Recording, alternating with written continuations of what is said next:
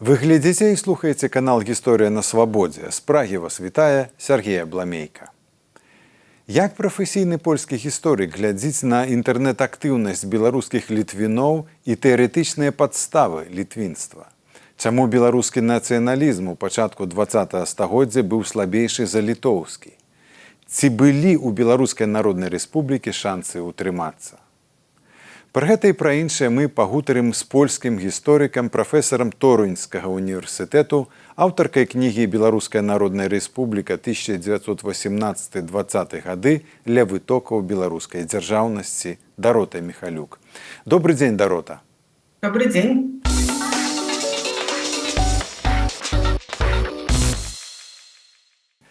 Якія прычыны слабасці, на вашу думку, беларускага нацыяналізму ў пачатку 20-го стагоддзя? Якія можна назваць, як можна сфармуляваць гэтыя прычыны? Чаму гэты нацыяналізм быў слабейшы за літоўскі? Właściwie było sporo tych przyczyn, które powodowały to, że białoruski ruch narodowy był słabszy. Прычын некалькі. Некаторыя з іх здаюцца мне найбольш важнымі. Я лічу, што гэта перш за ўсё сацыяльная структура ў пачатку 20-го стагоддзя, а потым пытанні, звязаныя з узроўнем адукацыі і роляй духавенства. І яшчэ сёе-тое, пра што я скажу пазней. Але спачатку больш падрабязна пра першыя тры. Беларускае грамадства пачатку 20-го стагоддзя адрознівалася тым, што ў ім быў вельмі вялікі працэнт сялянскага насельніцтва. А працэнт вышэйшых клясаў, памешчыцкага дваранства альбо буржуазіі быў зусім невялікі. Гэтак сталася з прычыны страты элітаў у вельмі далёкія часы. Гэты працэс адбываўся з 16-го стагоддзя. А ў 20-м стагоддзі мы мелі ўжо эфект, які прывёў да таго, што гэтыя эліты былі або палянізаваныя, або русафікаваныя. Буржуазія адыгрывала асаблівую ролю, калі гаворка ідзе аб нацыянальным руху, стварэнні нацый і нацыянальных ідэй. Прынамсі, так было ў заходняй Еўропе. Тхапіла нацыянальную ідэю, распаўсюджвала і развівала яе. Аднак у Беларусі беларускай буржуазіі практычна не было. Прадстаўленне выбарчых правоў сялянам і адмена прыгоннага права адбыліся вельмі позна. Да пачатку 20-го стагоддзя ў гарадах жыло няшмат людзей, прычым яны былі і даволі багатымі, і беднымі. Пры гэтым гарады пераважна былі шматнацыянальнымі. У іх пераважала габрэйскае, польскае і расейскае насельніцтва. Па культуры яны былі крыху палякамі на захадзе і крыху расейскамоўнымі на ўсходзе Беларусі. Аднак беларуская інтэлігенцыя, якая тут фармавалася, базавалася перш за ўсё на дробным дваранстве, якое даўно пакінула свае сельскія дамы і пераехала ў горад. І таксама яшчэ і на тых сялянах, якія перасяліліся ў гарады, і на інтэлігенцыю. Усяго гэтага было вельмі мала, таму што гэта былі групы не надта адукаваныя. Я думаю, што гэтая прычына вельмі важная, калі гаворка ідзе пра стан нацыянальнага руху. Таму што адукацыя вызначала пэўныя грамадскія ўстаноўкі і шырэйшую гістарычную і нацыянальную свядомасць. Я не кажу тут аб уменні чытаць і пісаць, што сярод сялян было не надта распаўсюджана. Вядома, мы можам адразу задацца пытаннем, чаму так было, пашукаць і іншыя прычыны, чаму гэта выглядала менавіта так. І тут я б звярнула ўвагу на нацыянальную палітыку, на русафікацыю. І тут важным пытаннем была вышэйшая школа. Пасля лістападаўскага паўстання 1830-31 гадоў Беларусь і Літва пазбавіліся гуманітарнага універсітэцкага цэнтру, якім раней быў Віленскі універсітэт Беларусі. Яго ўплыў на вакольныя землі быў страчаны. А атрымаць адукацыю ў іншых, больш далёкіх цэнтрах, не маючы грошай, было складана. Вядома, тыя, хто меў грошы і хацеў атрымаць адукацыю, ехалі ў Дэрбт, у Рыгу, у Пецярбург, у Варшаву. Такіх прыкладаў дастаткова, але на ўсё гэта патрэбны былі грошы.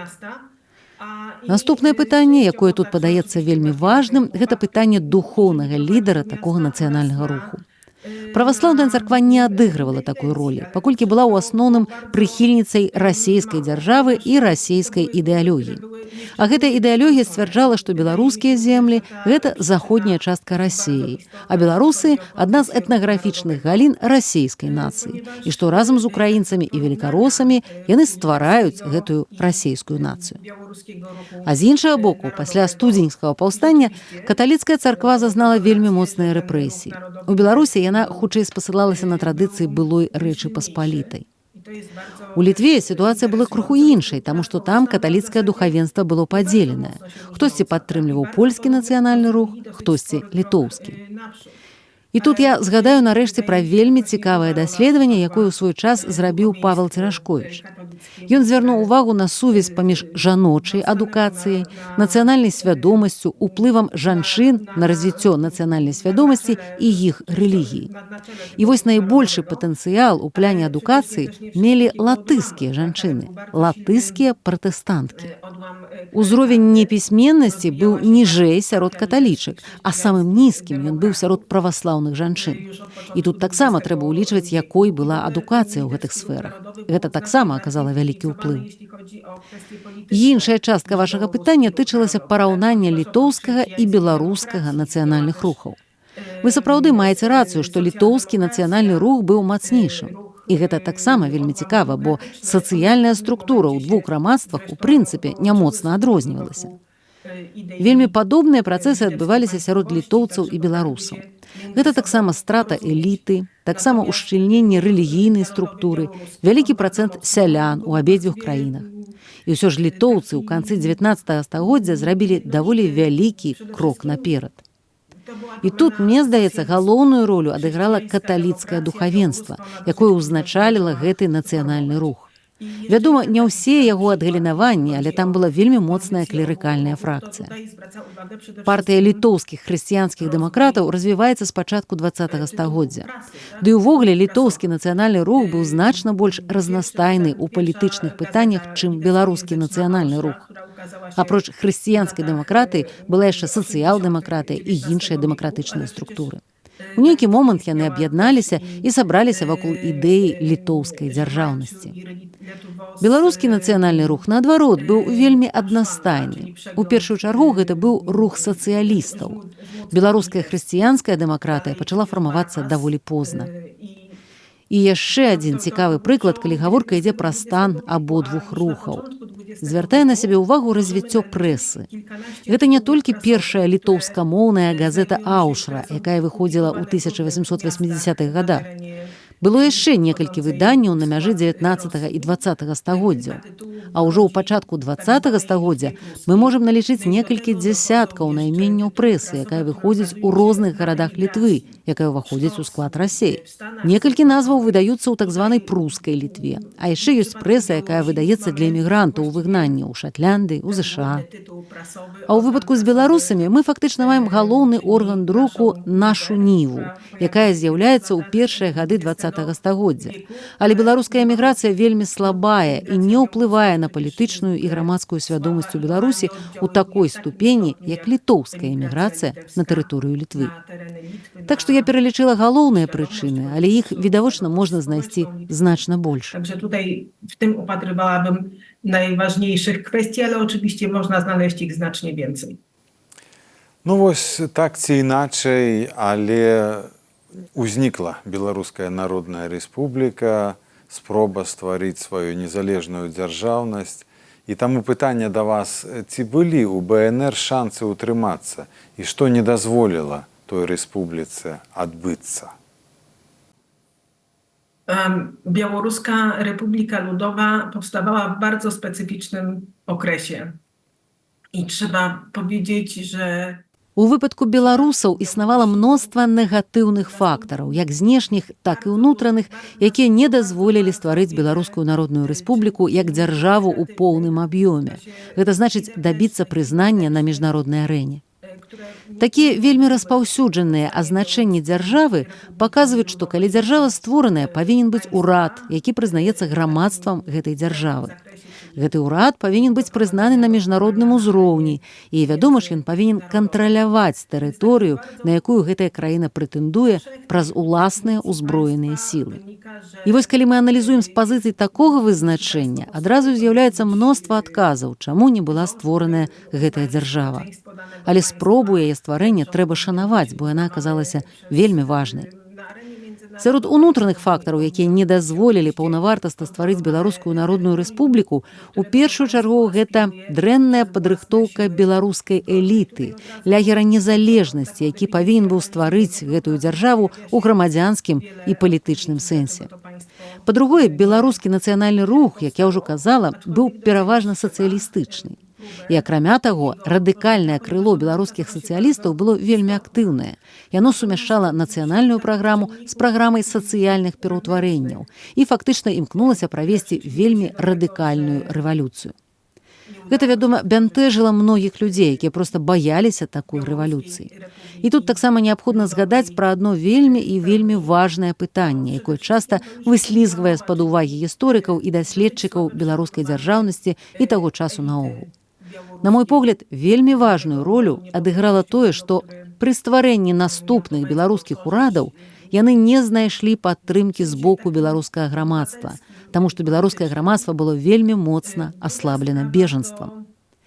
Трэба памятаць, што ў 1915 годзе, напярэдадні нямецкага наступу, з царства польскага на ўсход вялізныя натоўпы людзей рушылі ў глыб Расіі, баючыся набліжэння нямецкіх войскаў. І гэта пазней аказалася надзвычай важным, бо вельмі часта ў гэтых новых урадаў проста не было сацыяльнай падтрымкі. Больш за тое, не варта забываць, што кожны палітычны рух мае патрэбу ў фінансавай падтрымцы. І гэтых фінансавых крыніц проста не было, таму што гэта зноткі выцякае з тых сацыяльных праблем, з той сацыяльнай структуры. Фінансы, вядома, былі ў памешчыкаў, у земстваў і гэтак далей. Але гэтыя грошы не былі прызначаныя для падтрымкі беларускага руху. Толькі 5 імёнаў вялікіх землеўладальнікаў можна звязаць з беларускім рухам. Гэтыя людзі вырашылі падтрымаць беларускі рух. Тут таксама вельмі важным было фінансавае пытанне. Фінансавая падтрымка, вядома, была, але яна з'явілася ў 1918 годзе з боку ўраду Украіны. Падтрымка гэтага знакамітага ўкраінскага крэдыту, які нарэшце дайшоў да рук беларускіх палітыкаў і дазволіў ім як мінімум паехаць на парыжскую канферэнцыю, а таксама пачаць сваю дзейнасць, засноўваць розныя вайскова-дыпламатычныя місіі і забяспечваць іх функцыянаванне. І другое, вядома, гэта не толькі ўнутраныя справы і ўнутраныя праблемы, але і вонкавыя праблемы, калі мы гаворым пра стварэнне Беларускай народнай рэспублікі. Тут ёсць некалькі важных фактараў, якія ўзаемазвязаны. Перш за ўсё, гэта тое, што абвяшчэнне Беларускай рэспублікі было крыху запозненае ў параўнанні з суседзямі, і беларусы фактычна не атрымалі ніякай падтрымкі ад нямецкай адміністрацыі, пад кантролем якой тады знаходзіліся беларускія землі. Гэта вельмі важна. Падкрэслю, Беларускую народную рэспубліку немцы не падтрымалі. Я гэта падкрэслюю, бо ў савецкай гістарыяграфіі часта сустракаюцца абвінавачанні ў тым, што яе падтрымалі немцы. Не падтрымалі. Урад Беларускай народнай рэспублікі разглядаўся немцамі проста як нацыянальнае прадстаўніцтва, а не як палітычны орган. І другое, канешне, гэта яшчэ і ўсё міжнароднае становішча беларусаў на той момант. Краіны Антанты, Францыя, Англія, яны мала ведалі аб раёнах на ўсходзе. Яны хутчэй глядзелі на гэтыя тэрыторыі праз польскую прызму ці праз расейскую прызму, думаючы, што Беларусь і Украіна – гэта Расея. Яны таксама калісьці павінны быць у гэтай Расеі. Асабліва гэтую пазіцыю прадстаўляла Францыя. І троху іншае памкненне дэманстравала Брытанія, якая хацела стаць гегемонам пасля Расеі на паўднёвым узбярэжжы Балтыйскага мора. На гэтым дзяржаўным шляху яна таксама падтрымлівала літоўцаў ды латышоў, але зноў жа не беларусаў. Гэта была праблема, выкліканая няведаннем беларускага нацыянальнага руху. Яго слабасць была заўважнаю. Але беларускае пытанне аказалася вельмі важным для суседзяў. Тут я маю на ўвазе ў першую чаргу расейцаў і палякаў, бо яны, відавочна, лепш разбіраліся ў гэтых пытаннях. Але і тут была яшчэ польска-савецкая вайна, і беларускае пытанне як мінімум адышло на другі план. І фактычны вынік гэтай польска-бальшавіцкай вайны, рыская мірная дамова, вырашыла лёс Беларускай народнай рэспублікі, таму што ў Рызе Польшча прызнала Беларускую савецкую сацыялістычную рэспубліку. І на заканчэнне проста скажу, што пытанне станаўлення гэтай беларускай савецкай сацыялістычнай рэспублікі само па сабе вельмі цікавае, бо яна была абвешчаная двойчы. Першы раз у студзені 1919 году і вельмі неахвотна. Расійскія камуністы вельмі неахвотна абвяшчалі гэтую міні-дзяржаву, і насамрэч яна, верагодна, стваралася шмат у чым як контрпраект Беларускай народнай рэспублікі.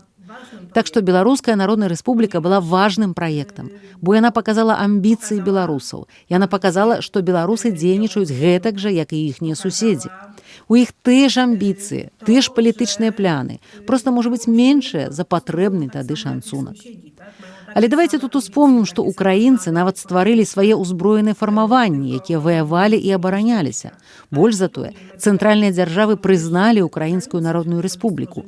Але стварыць уласную дзяржаву украінцам таксама не ўдалося. Które angażowały się. Mało tego, państwa centralne uznały Ukraińską Republikę Ludową, ale także im nie udało się stworzyć własnego państwa. Ну вось вы, як аўтар кнігі пра Беларускую народную рэспубліку, несумненна сочыце за тым, што адбываецца ў Беларусі. І таму ў мяне пытанне да вас такое. Як вы ацэньваеце падзеі 2020 году ў Беларусі? На вашу думку, это быў сацыяльны ці нацыянальны пратэст? Z perspektywy już kilku lat, które minęły od tych wydarzeń, Цяпер, з перспектывы некалькіх прайшоўшых гадоў, здаецца, што гэта быў хутчэй сацыяльны пратэст. Але гэта быў сацыяльны пратэст многіх і розных сацыяльных і прафесійных груп, якія салідарна аб'ядналіся, каб пратэставаць супраць вынікаў выбараў. Пратэст, вядома, стаў значна шырэйшым, але я думаю, ён таксама прадэманстраваў пэўны ўзровень сацыяльнай салідарнасці, што вельмі важна, калі гаворка ідзе пра нацыянальныя працэсы і нацыянальную супольнасць. Акрамя таго, якімі б трагічнымі не былі наступствы гэтага сацыяльнага бунту, здаецца, што яны вельмі важныя ў доўгатэрміновай перспектыве. wydaje się, że one po prostu w dłuższej perspektywie są istotne. І яшчэ одно пытанне ў мяне да вас пра сучасную, вельмі актуальную сучасную праблему. Гэта праблема літвінства так званага. Цяпер існуе цэлая праблема ў Літве вакол гэтае літвінства. І таму пытанне да вас, як да чалавека, які сочыць за беларускай інтэлектуальнай прасторай, навуковай прасторай. Як вы ацэньваеце вось эту інтэрнэт-актыўнасць беларускіх так званых літвінаў, якія сцвярджаюць, што сапраўдныя літвіны – гэта беларусы, а цяперашнія літоўцы – это ж мудзіны. Якія, ці ёсць пад гэтым нейкія ідэалагічныя і гістарычныя падставы? I tutaj jest, no mogę odpowiedzieć w ten sposób, że jestem historykiem zawodowym. Магу адказаць, што я прафесійны гісторык і фокусую сваю ўвагу на навуковых дасягненнях маіх айчынных і сусветных калегаў. А зрабіць трэба вельмі шмат, бо ў мяне шмат розных інтарэсаў і трэба шмат часу, каб сачыць за тым, што робяць прафесійныя гісторыкі.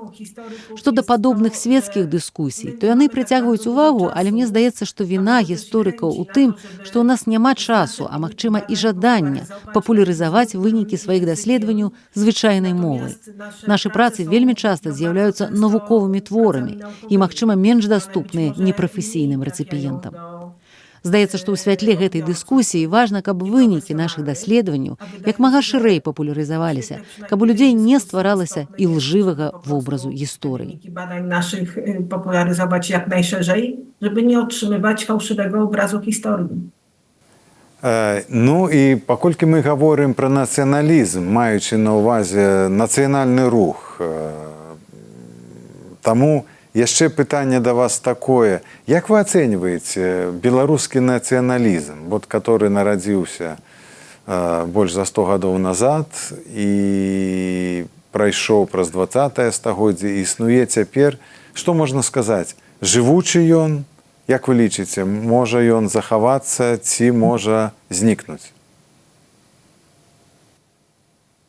Powiem tak, na to pytanie zapewne romantyk mógłby odpowiedzieć słowami Adama Mickiewicza. Адкажу так.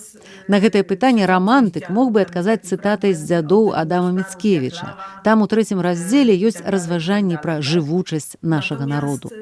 А гісторык-рацыяналіст, напэўна, спаўслаўся б на філазофію гісторыі і прывёў бы прыклады многіх народаў, якія калісьці існавалі, але не існуюць сёння, зніклі. Што тычыцца беларусаў, то гісторыя беларускага нацыянальнага працэсу і ў цэлым гісторыя беларусаў дастаткова трагічная, калі гаворка ідзе пра 20е стагоддзе. Беларусам і дагэтуль даводзіцца сутыкацца з тым, што яны сістэматычна губляюць свае нацыянальныя эліты. Бо і сённяшняя беларуская эміграцыя, эміграцыя беларускай інтэлігенцыі азначае зніжэнне ўплыву беларускай эліты на грамадства у самой краіне. Аднак мне падаецца, што ў беларусаў ёсць вялікая здольнасць выжываць і адраджацца. І я думаю, што не варта песімістычна глядзець у будучыню. Больш за тое, у беларусаў ужо ёсць значныя культурныя дасягненні, вялікая культурная спадчына, якую яны могуць развіваць. Гэта вельмі важны падмурак, які можа трывала сцэментаваць грамадства i baza, na jaką można opierać. Społeczeństwo, ponieważ jest to baza, do której można się odwoływać. Dziękuję, Dorota, za gutórku. Dziękuję Ciebie i słuchaczom tak samo. На сувязі була професор Торинського університету Дорота Міхалюк. У Празі для вас працював Сергій Бламейка.